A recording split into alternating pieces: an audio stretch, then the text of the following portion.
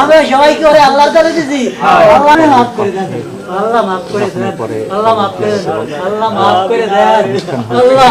বাংলার মানুষ আজকের একটি নির্মম হত্যাকাণ্ড দেখেছে, যেটা ঢাকা বিশ্ববিদ্যালয় হয়েছে।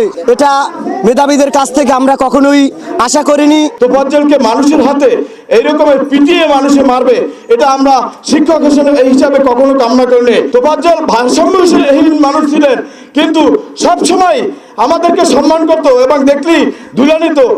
এর ভিতরে এতটুকু মানবতা ছিল। যাই হোক, আপনারা সবাই তোফাজ্জলের জন্য দোয়া করবেন।